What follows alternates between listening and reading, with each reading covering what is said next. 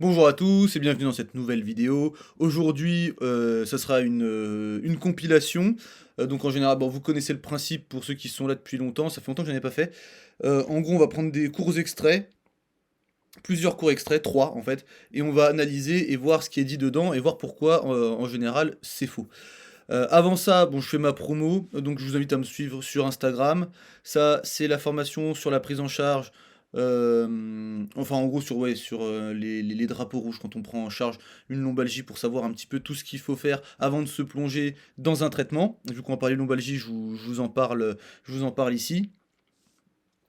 Et donc, les compilations, alors en fait dans les physios bullshit, il y a deux types de formats. Les compilations, qui sont en général des formats plus courts, et les analyses beaucoup plus longues. Les compilations, je sais pas si je continuerai d'en faire, parce qu'en gros, il faut que je trouve quand même du contenu où il y a quelque chose à critiquer, mais où on va dégager quelque chose, parce que juste critiquer pour critiquer, ça a pas de sens. À chaque fois, le but, c'est d'apporter des connaissances en plus. Et soit, en fait, ce sur quoi je tombe, bah, en fait, on peut rien en tirer. Soit, en fait, je tombe trop rarement sur ces choses-là, j'ai pas assez de matière pour faire des vidéos. Donc on verra si j'en fais d'autres, si j'en ferai d'autres ou pas. Donc aujourd'hui, on va analyser 3 vidéos. Donc la première, ça va être celle-là.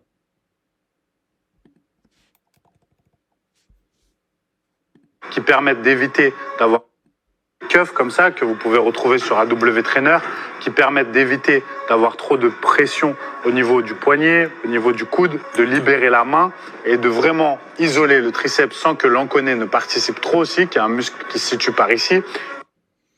Et en gros, alors en fait, il y a plein de choses en 15 secondes, moi, qui me posent un petit peu problème avec ces histoires de trop de pression et tout ça, mais ça on va le mettre de côté.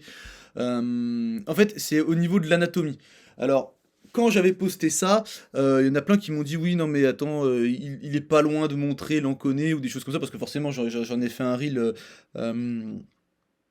sur Instagram, pour rigoler un petit peu, et en fait, il y en a plein qui m'ont dit: «Non mais j'abusais, en gros il montrait, l'enconé, nanana nanana».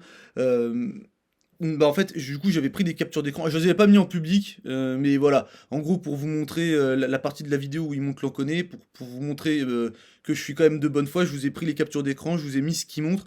Si pour vous, l'enconé, il est à cet endroit-là, bah, retournez apprendre l'anatomie. Ok, là, c'est pas. Là, au bout d'un moment, voilà. Donc, ici, je vous ai mis les insertions de l'enconé. Ok, donc voilà, au niveau anatomique, donc il s'insère pas du tout sur la partie quasiment distale de l'avant-bras, et il commence pas ici et il se finit pas ici. Enfin, c'est pas du tout ça l'enconé, ok? Mais du coup, bah, pour apporter quelque chose par rapport à ça, voilà, je vous ai mis des études qui vous expliquent en fait les rôles de l'enconé, et en fait, en fonction de de sa portion, il va avoir des rôles différents. Par exemple, sa portion, enfin, sa partie postérieure et profonde, elle va avoir un rôle d'extenseur du coude, et son influence, en fait, elle va diminuer avec l'augmentation de la flexion du coude. Donc plus il y aura de la flexion, moins il sera, moins il aura de rôle d'extension du coude. Et ensuite, il a eu sa partie enfin antérieure et superficielle qui, elle va assurer la stabilité postéro-latérale du coude. Ok. Donc voilà, il a un rôle mobilisateur et un rôle stabilisateur. Ok. Et juste avant de passer à la suite, ouais, parce que en fait, la personne que, quand j'ai fait le reel, la personne sur le reel m'a contacté, et il y a deux choses que je voulais dire. La première, c'est que tout de suite, mon contenu, elle l'a qualifié de contenu qui critique, sachant que sur sa page à lui, il fait alors ce qu'il appelle des analyses, mais des fois même qui sont très très virulentes, hein, c'est beaucoup plus violent que juste un petit reel. Mais c'est marrant en fait, voilà, en gros, quand les gens ils parlent du contenu d'un autre, ils l'analysent, et quand on parle de leur contenu, on critique. Au final, ça revient au même, c'est juste que critiquer, c'est plus péjoratif, analyse, ça fait bienveillant, et du coup, je trouve ça vraiment dommage de réagir comme ça. En plus de ça, quand on fait une erreur d'anatomie, et c'est en fait, en gros, il y a des gens quand même qui sont très susceptibles. C'est pas parce qu'on fait quand je mets en avant, pour rigoler, une erreur en anatomie, toute simple, hein, on connaît, ça c'est niveau de cas, hein, donc première année de kiné, on sait où il en connaît, hein. Quand je mets ça en avant, ça veut juste dire, ok, dans cette vidéo-là, cette personne-là s'est trompée sur l'anatomie de l'enconé. Si il y a d'autres personnes qui regardent la vidéo et qui comprennent que je dis que le coach il est nul, mais en fait vous savez pas réfléchir, tout simplement. En plus de ça, si un jour je reprends une vidéo de vous par exemple en train de faire une heure d'anatomie, ça veut pas dire que vous êtes coach ou kiné, ça veut pas dire que je vous dis que vous êtes un mauvais coach ou un mauvais kiné. Ça n'a rien à voir. Je dis juste que à ce moment-là, vous avez fait une heure d'anatomie, c'est tout. Ça va pas plus loin. Si après vous basez votre niveau et vos compétences dans votre domaine par rapport à votre niveau en anatomie, ça c'est autre chose. Mais ça j'y peux rien. Après ça c'est vous, ça c'est vous. Et donc, même pour moi, on peut être un très bon kiné ou un très bon coach en ayant des lacunes en anatomie, hein, ça c'est pas un problème. Et même, comme je l'ai mis dans ma vidéo précédente, il y a même des fois, par exemple pour la lombalgie ou des choses comme ça, connaître toute l'anatomie du dos, je suis pas sûr que ce soit vraiment ça qui soit important pour prendre en charge une personne qui a mal au dos. Je pense que ça peut être même dans certains cas surcoté l'anatomie, ok? Mais voilà, moi ça me fait rire quand il y a des petites erreurs comme ça. Voilà. Alors ensuite, je sais pas si vous avez entendu, mais il explique aussi que c'est pour isoler l'enconé, pour que le triceps il soit vraiment, et que lui qui travaille. Alors ça, alors moi je parle pas en général hypertrophie et tout ça, c'est pas mon domaine. Ça me passionne, mais c'est pas mon domaine de compétence. Mais juste je voulais reprendre cette étude-là, où en gros on voit les volumes des muscles, et en gros sur les extenseurs du bras, si on prend le triceps et l'enconé, bah le triceps il est 35 fois plus gros que l'enconé, quoi, en termes de volume. Est-ce que ça vaut vraiment la peine d'isoler le triceps de l'enconé? Sachant qu'en plus il a un rôle de stabilité, je suis pas sûr. Voilà, c'est vraiment. Je pense pas que vous allez gagner plus de triceps brachial parce que l'enconé il travaille moins, ok? Surtout, enfin voilà, c'est énorme un triceps par rapport à un enconé. Et du coup, vu que le but à chaque fois c'est d'apprendre quand même des nouvelles choses, je vous ai aussi mis cette étude là qui vous explique que dans 70,4% des cas, l'enconé il a une double innervation, donc qui vient du nerf radial. En général, on considère que le nerf radial, mais en fait, il y a une innervation qui peut venir dans 70,4% des cas, comme je viens de le dire, du nerf interosseux postérieur. Voilà. Donc là, je vous ai mis une image. On a le nerf radial. Ensuite, devant, hop, nerf radial superficiel. Et derrière, on va avoir le nerf interosseux postérieur. Ok. Donc, nerf interosseux postérieur, c'est PIN, c'est en anglais, hein, du coup, mais c'est pour que vous sachiez le repérer ici. Nerf radial superficiel, ici. Ok. Et donc là, on a fini avec la première analyse de vidéo, ok? On va voir deux autres extraits. Alors, il y en a une, je l'ai divisée en deux pour pas qu'elle soit trop longue. Alors. À l'intérieur comme ça, c'est pas ok. Cette flexion-là, ça s'appelle un valgus. Donc là, on nous parle du valgus, et je vais juste vous mettre la suite. C'est le même extrait en fait, hein, c'était juste pour pas que ça soit trop long. Non modifiable, il n'en est rien. On peut largement corriger ça. En général, c'est dû à des adducteurs, des biceps fémoraux, un tenseur du fascia lata, des gastrocnémiens latéraux, ou même un vaste latéral trop raide. Mais peut-être aussi que les semi-tendineux, les semi-membraneux sont faibles. C'est peut-être aussi le cas du gastrocnémien médial ou du vaste médial. Donc si tu étires et que tu renforces les bons muscles, il y a moyen de repartir sur de bonnes bases. Un bon exo global, c'est un monster squat au flat band, par exemple. Ouais, et toi, tu fais quoi contre ça? En tout cas... Voilà, donc moi il y a plusieurs choses qui me posent problème quand il commence en disant bah, le valgus c'est pas ok, mais en fait on sait pas pourquoi c'est pas ok.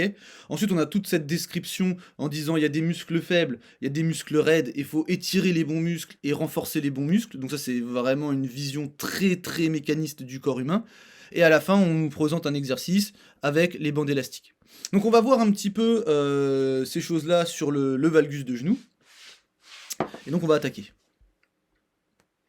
Et donc juste avant d'attaquer cette partie-là, je voulais juste vous dire une chose sur un peu de méthodologie, un peu de méthode quand on fait du contenu sur les réseaux.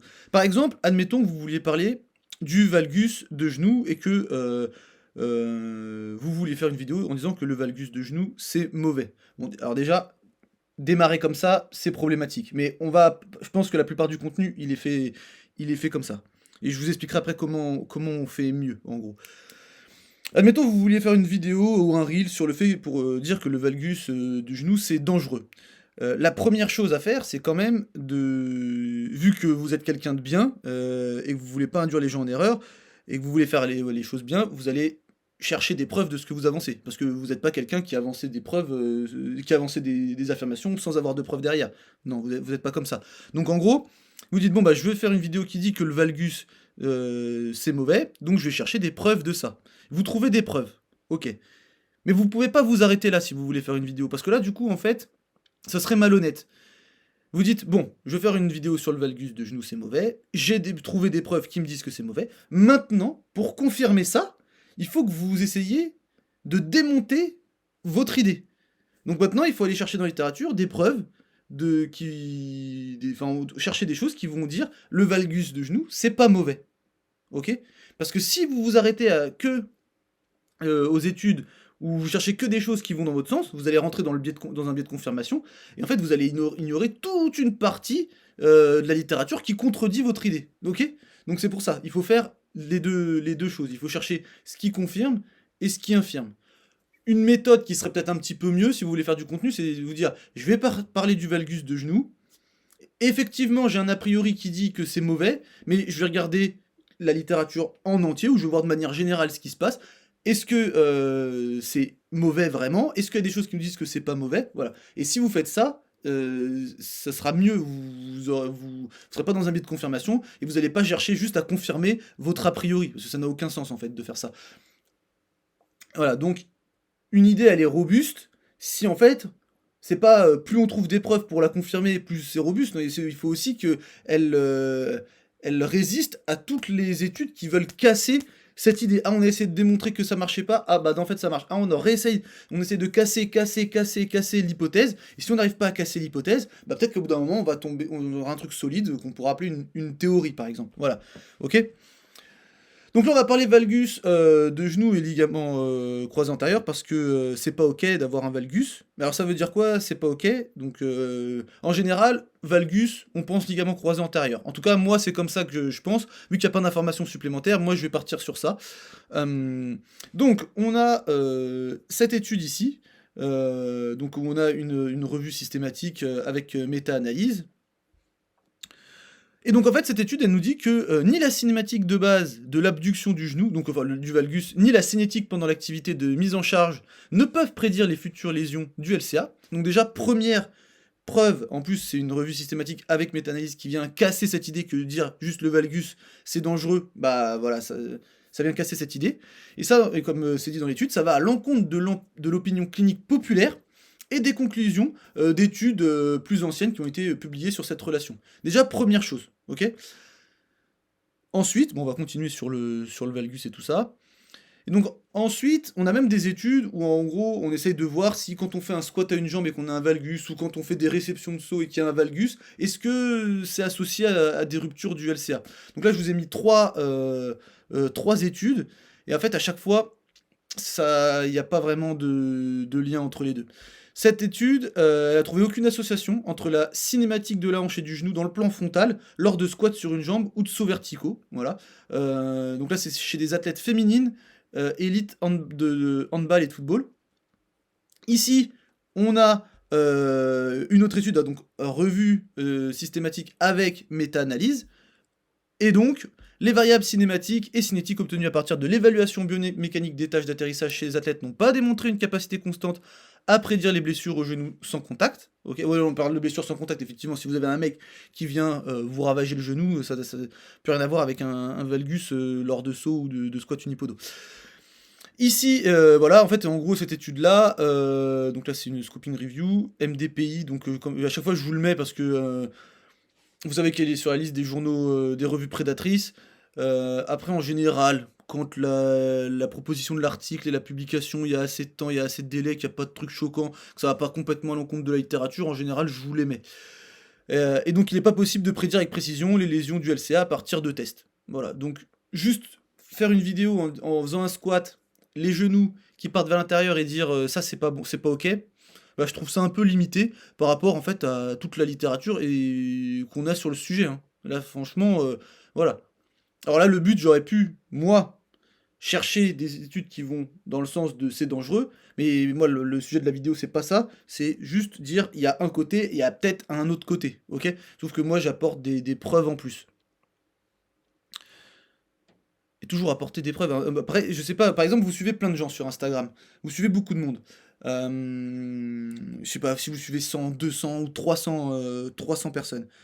Si vous faites confiance à tout le monde de la même manière, peu importe le niveau de preuve qu'il vous apporte, ça va être compliqué de faire le tri entre ah lui il me dit ça, mais lui il me dit ça. C'est pendant un moment ce qu'on avait en musculation.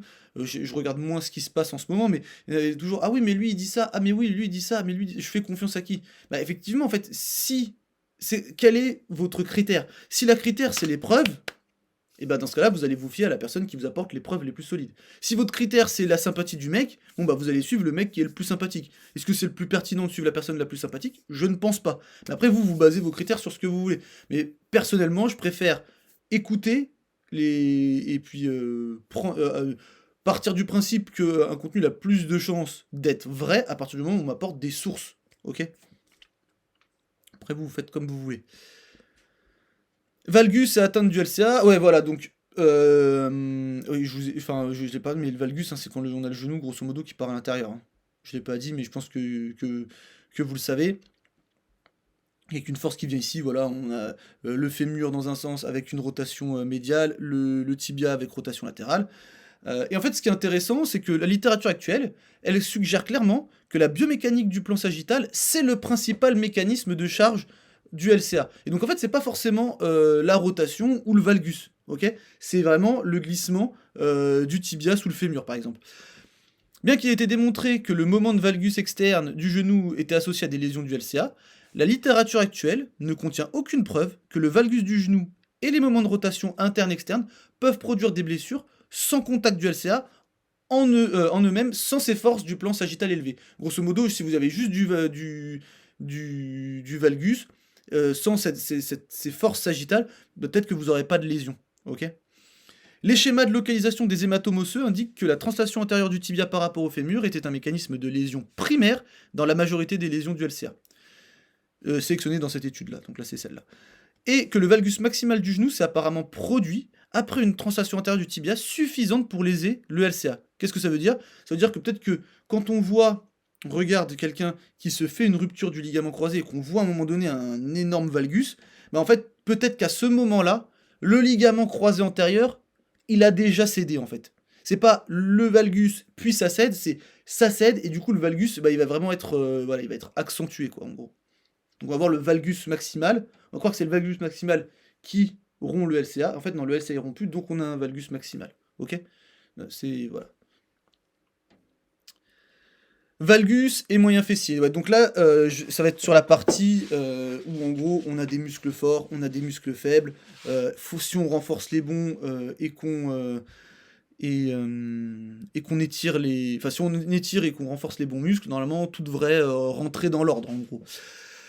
Bah en fait pas forcément. Donc en fait on a cette idée qu'il faudrait renforcer le moyen fessier pour éviter justement qu'on ait le fémur qui parte à l'intérieur avec de la rotation interne et tout ça. Mais en fait dans cette étude-là, en fait on n'a aucune corrélation entre le valgus dynamique du genou et la réponse neuromusculaire. Dans cette étude-là, la faiblesse des muscles de la hanche peut n'avoir aucune relation de cause à effet avec le valgus dynamique du genou.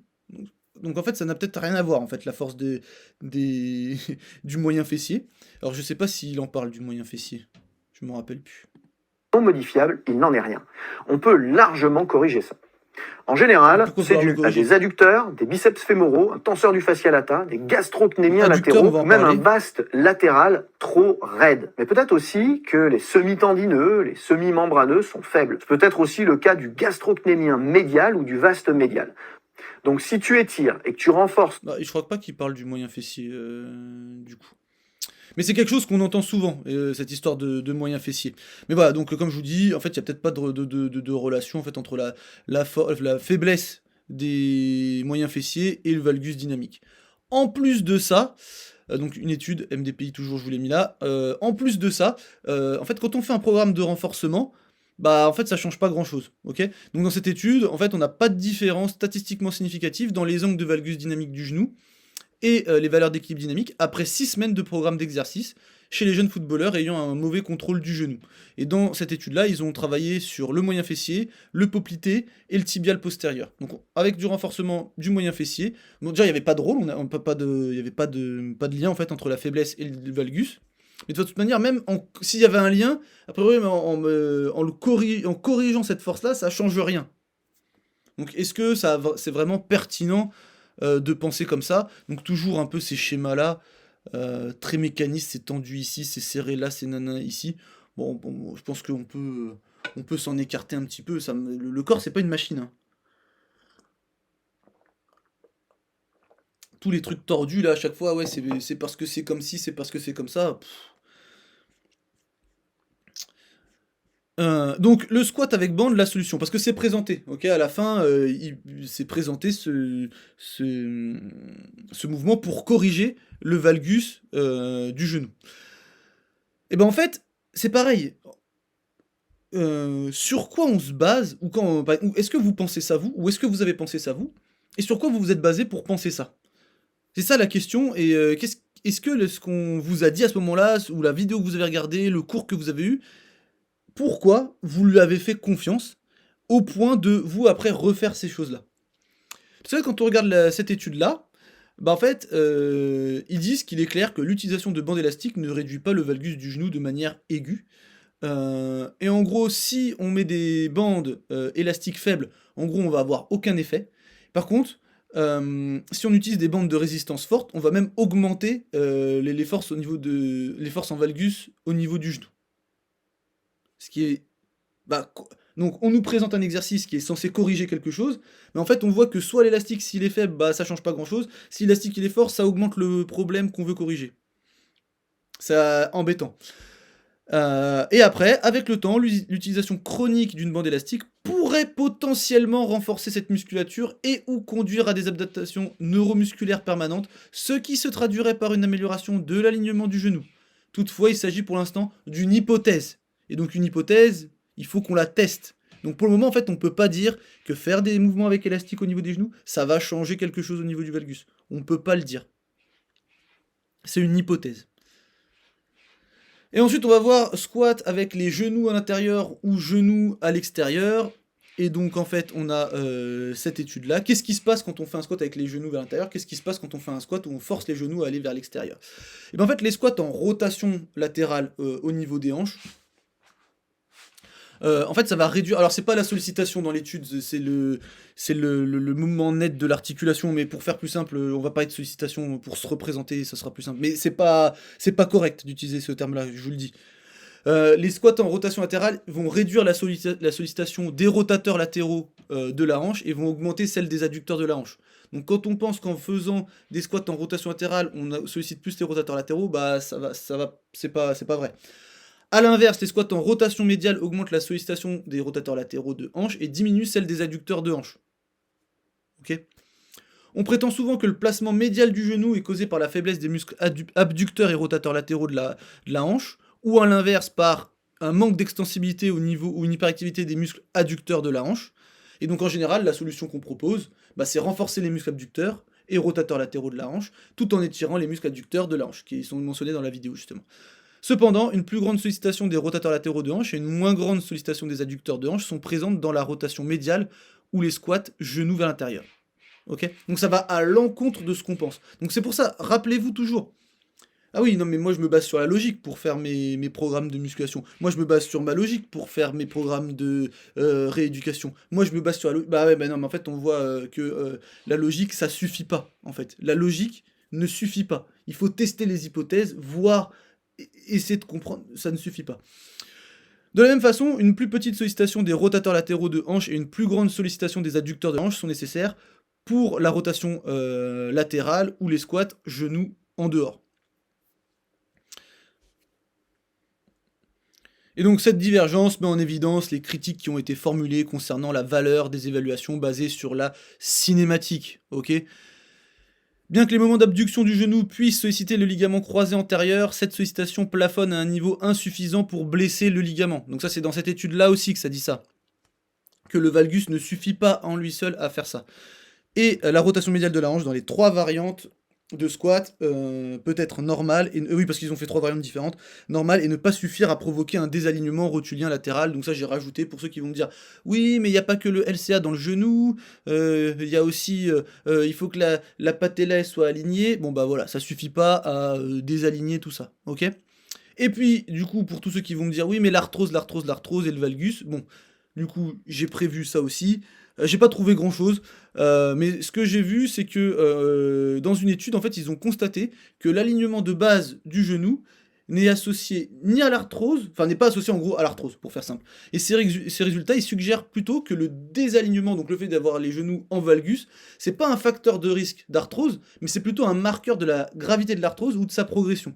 Et donc, vous voyez, à chaque fois, on réfléchit à l'envers, ça semble logique. Ah oui, c'est en valgus, donc ça appuie ici, donc ça va creuser de l'arthrose et tout ça. Bah, en fait, pas forcément, c'est plutôt, il y a de l'arthrose, et donc ça va aller dans ce sens-là. Ou, ah, le valgus, il va défoncer le ligament croisé. Ah oui, non, mais en fait, c'est parce que le ligament il est défoncé qu'on va aller loin en valgus. Donc, vous voyez, la logique, c'est pour ça qu'on a besoin d'études pour savoir dans quel sens les choses, elles vont établir des liens de causalité qui sont vrais, ok? Et donc là, on va passer à la dernière vidéo.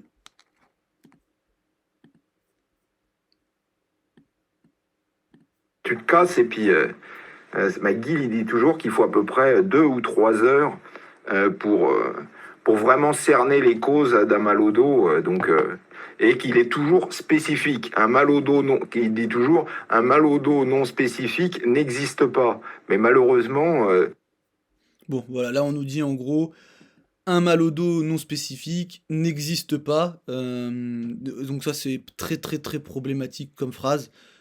Surtout en fait quand on veut faire des revues de littérature et qu'en fait on est dans un biais de confirmation incroyable et qu'on prend comme une seule référence dans le sujet qu'on veut, bah c'est problématique. C'est exactement ce que je vous dis. Si vous voulez partager du contenu et le faire bien, et ben en fait quand vous avez une idée d'un sujet, si c'est comme ça que vous fonctionnez, que vous voulez dire, moi je veux dire que ça c'est ça, bah ok, trouvez des preuves que c'est vrai, mais une fois que vous avez trouvé des preuves que c'est vrai, trouvez des preuves que ce que vous dites c'est faux. Et si vous trouvez pas de preuves que c'est faux, là, vous pourrez vous dire ce que vous voulez dire c'était solide, ok? Parce que si on veut prouver que quelque chose est vrai, comme je vous l'ai dit, c'est très simple de prouver que quelque chose, si on cherche des preuves que ce qu'on dit c'est vrai, on va en trouver, ça c'est pas un problème. Et donc juste pour vous dire, avant de passer, hop, en fait, alors là, je vais reprendre, ça va être une partie qui est quasiment issue, on va dire à 80% de cette vidéo-là. Donc pour ceux qui ont vu cette vidéo-là, vous pouvez quitter, donc c'est une vidéo sur la lombalgie. Pour les autres, je vais expliquer ici. Pourquoi je fais ça? Parce qu'en fait, je sais très bien que les personnes qui regardent ce type de vidéo, c'est pas les mêmes que celles qui regardent les autres. Et là, en général, il y a beaucoup plus de coachs et de préparateurs physiques qui regardent ces vidéos-là. Je sais pas s'ils ont vu celle-là, donc pour que tout le monde soit content, je vais reparler. Et vous inquiétez pas, je rajouterai quand même des petites choses en plus, ok? Donc la lombalgie non spécifique n'existe pas, c'est quand même très dommage quand on a plein d'études qui nous classifient les différents types de lombalgie, avec les lombalgies en gros avec une pathologie sérieuse, les syndromes radiculaires avec des problèmes neuro, et la lombalgie non spécifique qui représente 90% des cas, ok? Donc voilà, en fait c'est la classification qu'on retrouve, et si vous tapez effectivement lombalgie non spécifique sur PubMed, vous trouverez plein de papiers. Mais du coup, on va essayer de déconstruire un peu cette idée et pourquoi en fait c'est pas forcément logique de réfléchir comme ça. Ok, la lombalgie, elle non spécifique, n'existe pas. Donc on va trouver une cause de la douleur. McGill, c'est un biomécanicien. Lui, la cause qu'il va vous trouver, c'est une cause anatomique. Ok? Une cause biomécanique. Donc on va regarder les études qui nous disent qu'est-ce qui peut causer de la douleur. Ok? Alors, il y a 25 millions de structures au niveau du dos, on n'a pas des études sur les 25 millions de structures. Mais on a une étude qui nous dit qu'en gros, dans le mal de dos non spécifique, on aurait le disque qui peut être source de douleur, les articulaires postérieurs et la sacro-iliaque. Ok? Donc, ça veut dire que si vous recevez votre patient et vous vous dites non, la lombalgie non spécifique n'existe pas, je vais trouver la cause de votre douleur, il faut que vous soyez capable d'identifier cette cause de douleur. Ok? Il faut la tester. Donc, est-ce qu'on a des tests pour faire ça? Alors, pour le disque intervertébral, on a le phénomène de centralisation, périphérisation, qui est pas trop mal. Donc, je le rappelle, en gros, on a une douleur, un patient qui vient avec une douleur comme ça. C'est pas forcément en lien avec le nerf sciatique, hein. Faut pas croire que dès qu'on a une douleur dans la jambe, c'est le nerf sciatique. Non, c'est pas ça. Ah, j'ai pas mis les diapos sur le nerf sciatique pour qualifier. Alors du coup, je vous ai mis quand même la sciatique, j'ai rajouté le truc. Donc, en gros, il faut pouvoir tester, comme je vous ai dit, les choses. Donc, le disque intervertébral, donc si on a une douleur qui descend dans la jambe ici, ça peut être le disque. Si avec des mouvements répétés, la douleur, elle revient vers le centre du dos, donc si on a un changement rapide de la topographie de la douleur, grosso modo, on peut dire que peut-être le disque, il est impliqué. Ok, donc ça, ce test-là, il est pas trop mal. Donc on peut se dire, bon, pour dire que c'est le disque qui fait mal, on va dire qu'on a un test qui est bon, ok? Maintenant, admettons, votre test là, il est négatif, vous dites, bon, bah, je vais tester les articulaires postérieurs. Et là, en fait, les études sur les articulaires postérieurs, elles sont pas ouf. Le chem test, c'est très limité. Les critères de Revel, bah, en fait, c'est pas ouf. C'est pas ouf. Faut comparer, parce que du coup, il faut toujours comparer à un gold standard, hein. Le disque intervertébral, ça fait mal, ok. Faut comparer avec la discographie. Et en général, on a des résultats qui sont plutôt similaires. La discographie étant le gold standard. Ici, pour être sûr, le gold standard, en fait, c'est un bloc donc intra-articulaire. Donc en gros, on anesthésie le nerf qui innerve l'articulaire postérieur et on voit si ça soulage le patient. Donc vous pouvez pas tout tester, vous pouvez pas faire des tests de mouvement répétés, puis une discographie. Vous n'allez pas pouvoir faire vos tests, votre critère de Revel qui est, comme je vous dis, pas ouf. Et à côté de ça, faire un bloc articulaire pour être sûr avec votre patient. Ça n'a pas de sens de faire ça. Donc très compliqué. Vous voyez que les articulaires postérieurs, elles peuvent donner des douleurs un peu partout, hein, qui descendent. Donc voilà, c'est pas forcément une sciatique dès que ça descend. Et on voit, donc ici on a la douleur qui descend comme ça, ici on a la douleur qui descend comme ça. Vous voyez que tous les schémas peuvent se recouper. Ensuite, on a l'articulation sacro-iliaque. Et donc là, en fait, on a un cluster qui permet d'exclure la sacro-iliaque, ok, mais pas de l'inclure. Donc comment vous faites pour dire que c'est la sacro-iliaque qui fait mal? Comment vous faites? C'est compliqué. Là, j'ai pas mis les douleurs référées, mais pareil, ça peut donner des douleurs qui descendent dans la jambe et tout ça. Comment vous faites? Donc vous dites, bon, bah, je vais essayer de voir si c'est la sacro-iliaque, mais vous n'avez pas de test pour dire que c'est la sacro-iliaque. Donc comment, si vous êtes par exemple à la place de McGill, comment vous faites pour dire c'est la sacro-iliaque le problème? Bah vous pouvez pas.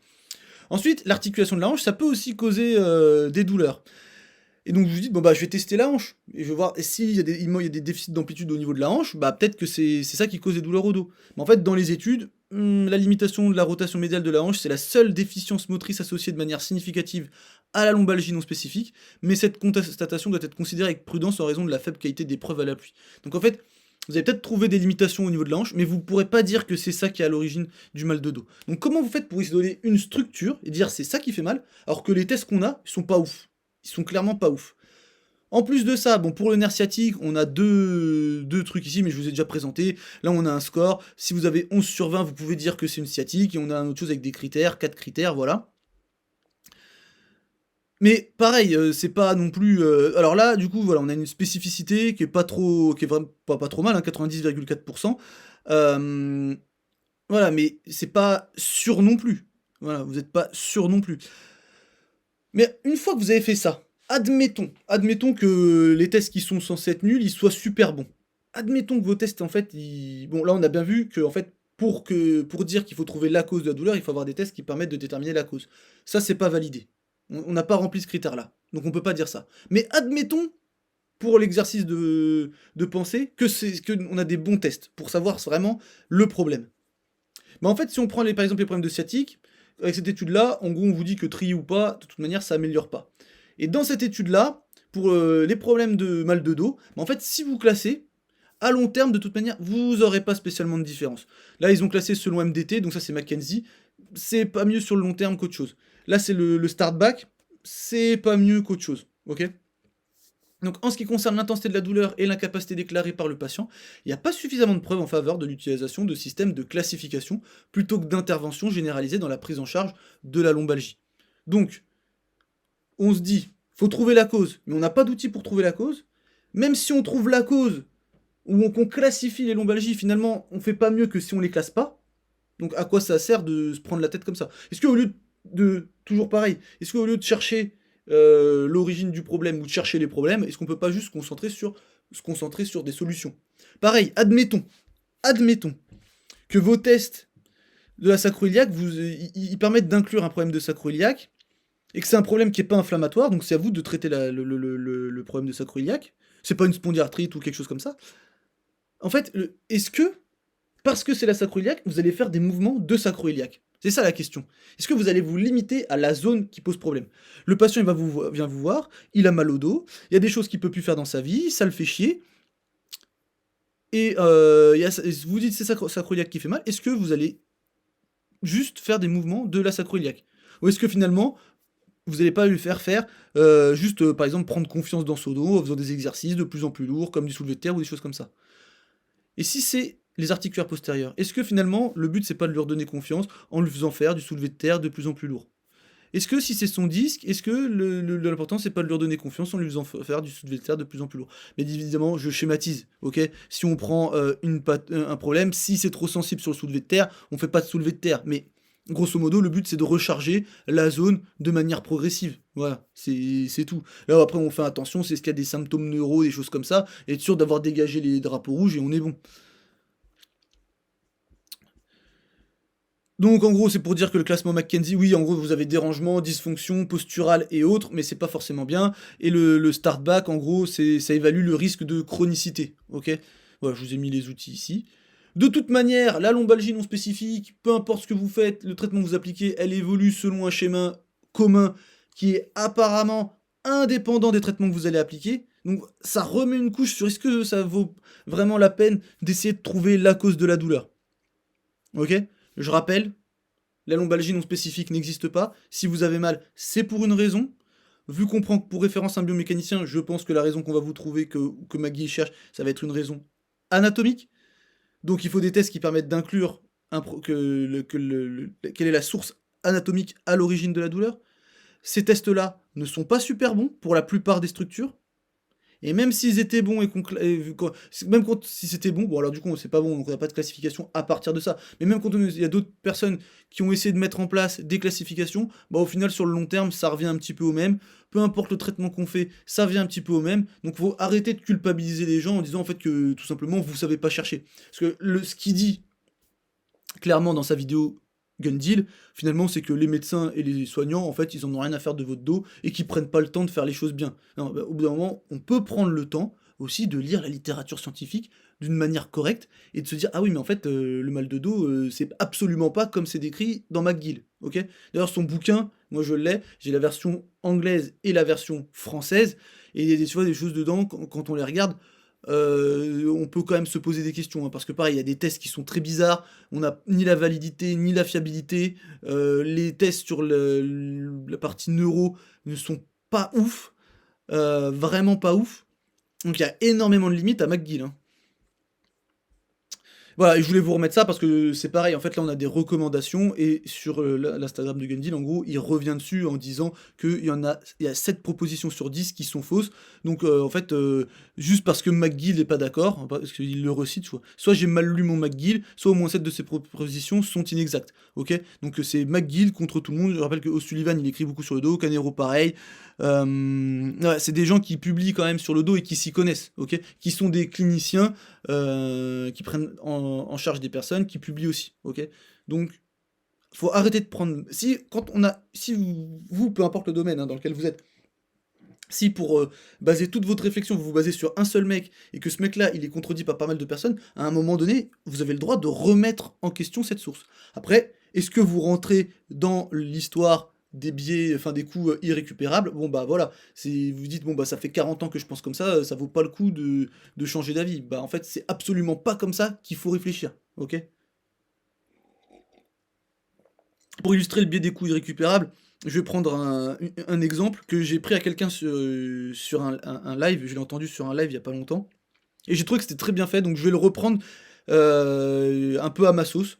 Mais en gros, voilà, je crois que la personne elle disait, c'est comme si en fait vous allez sortir un téléphone portable, et vous avez en fait il faut 1 an pour le sortir, et chaque mois, vous devez investir 1 million d'euros en recherche et développement. Donc janvier 1 million, février 1 million, et vous arrivez au mois de novembre. Et il vous reste à investir le dernier million avant de sortir votre téléphone. Sauf qu'en fait, donc oui, il va sortir dans 1 mois, il faut mettre le dernier million et il sort dans 1 mois. Mais en fait, vous apprenez que dans 1 semaine, votre concurrent direct qui vend un téléphone aussi, il va sortir un téléphone qui est mieux que le vôtre. Il prend des meilleures photos, il a plus de capacité de stockage, il est plus beau, plus léger, plus tout. Et en plus de ça, il sera 4 fois moins cher que le vôtre. C'est sûr et certain que vous allez vous faire écraser. La question, est-ce que vous allez mettre le dernier million d'euros pour sortir vous, votre téléphone, à la fin du mois? Vous allez vous dire, j'ai déjà investi 11 millions, 1 million par mois pendant 11 mois, je vais mettre le dernier parce que j'ai déjà investi. Ou alors vous dites, non mais je vais le garder celui-là. De toute manière, les 11 millions que vous avez déjà investis, ils sont perdus. Ils sont perdus, vous ne les récupérerez pas. Donc ils ne doivent pas rentrer dans la balance. Là, ce qui doit rentrer dans la balance, ce qui doit rentrer en compte, c'est votre dernier million. Et lui, qu'est-ce que vous en faites? Est-ce que vous allez le jeter à la poubelle parce que vous avez investi 11 millions que vous allez perdre? Ou est-ce que vous allez dire, bon bah je vais sauver celui-là, c'est celui qui me reste, c'est le seul sur lequel je peux avoir un impact? Et ben voilà, on a le droit de changer d'avis, et voilà, ok? Donc, c'est pas parce que ça fait longtemps que vous pensez quelque chose que il faut se dire, ah non mais ça fait longtemps que je pense ça, je vais pas changer d'avis maintenant. Voilà. C'est ce qu'on appelle le biais des coûts irrécupérables. En plus de ça, donc pour recasser les choses, donc je sais pas pour ceux qui ont remarqué, pour ceux qui ont vu la vidéo sur la lombalgie, du coup, j'ai repris certaines diapos, il y a eu quelques petits changements, et vous avez vu, j'ai tourné la manière de faire différemment, vraiment en posant plus la question pour essayer de démonter le fait de trouver cette source patho-anatomique de la douleur. Je sais pas si vous avez remarqué, mais au moins je vous le dis. Donc on évite aussi les explications patho-anatomiques de la douleur. Ça, c'est des recommandations pour les pros de santé, hein, c'est pas moi qui vous le dis. Et en fait, on n'est pas très bon, parce qu'on donne des explications patho-anatomiques. Voilà. Donc on a vu quoi? Si vous avez quelqu'un qui veut trouver la cause de votre douleur, bah en fait il a pas de bon test. Même si on trie, c'est pas forcément mieux. Et en plus de ça, s'il vous dit c'est ça la cause de votre douleur en pointant une structure patho-anatomique, et ben en plus il va contre les recommandations. Donc en fait, il y a rien de bon. Alors après, pareil, là j'apporte la contradiction. Ok? Il y a sûrement des. Voilà, on pourrait trouver des contre-exemples. Mais en fait, le problème, c'est qu'on vous balance des informations sans peser le pour et le contre. Moi, j'apporte le contre. Et donc, en fait, les cliniciens, ils peuvent contribuer aux croyances d'évitement, ou tout ce qu'on appelle peur-évitement, directement, en se concentrant sur ce que le patient ne devrait pas faire, et indirectement en fournissant des conseils, des explications, des conseils de gestion, pardon, et des explications patho-anatomiques. Ok? Donc déjà, c'est comme je vous disais, au lieu de chercher les problèmes et de se concentrer sur vous devez pas faire ça, vous ne pouvez pas faire ça, il ne faut pas faire ça, on va faire ça, faites ceci, faites cela, vous pouvez faire ça. Vous devez, on va éviter, on ne donne pas non plus des ordres aux patients, mais vous pouvez faire ça, voilà, ça vous êtes capable de le faire, vous voyez ça, vous pouvez le faire, nanana, ok? Et donc les explications patho-anatomiques, elles peuvent être interprétées comme signifiant que la colonne vertébrale elle est vulnérable et nécessite une protection. Donc les gens ils vont moins faire, ils vont avoir peur. Donc on va avoir du catastrophisme, de la peur évitement, une perte d'auto-efficacité à la douleur, toutes ces choses-là. Je rappelle toujours que la lombalgie c'est ça. Donc la personne qui vous dit je vais trouver la cause, au moins les causes peut-être, mais pas la cause, d'accord? Ça, je vous l'ai déjà mis 50 fois. Et donc, du coup, je finis avec ce magnifique mème qui a été fait par un pote à moi sur les réseaux. C'est un ostéo qui a fait ça. Voilà. Et pour dire que pour la vanne, alors du coup, je vais pas encore annoncer sur Insta parce qu'il faut que je fasse encore quelques réglages. Je ferai des t-shirts, j'en ferai 20. J'en ferai juste 20. Et le but, c'est même pas de me faire de l'argent, c'est juste pour la vanne, hein, 100% pour la vanne, pas que ça à faire de gagner de l'argent avec des t-shirts. Et du coup, ce que je veux dire, ouais, en fait, il y en aura, ils auront tous ce même-là dessus, et il y aura 4 modèles différents. Il y en aura un unique, pareil, 3 dans un style, qui sera différent des autres, 7 dans un autre style, et 9 dans un autre style. Pour comprendre ça, faut avoir la ref, pourquoi ces chiffres-là. Et en tout cas, il y en aura 20. Voilà. Donc, j'ai fini sur cette vidéo-là. Pensez à demander des sources ou à regarder s'il y a des sources quand on vous dit des choses sur les réseaux, c'est important. Et on se dit à la prochaine. Salut!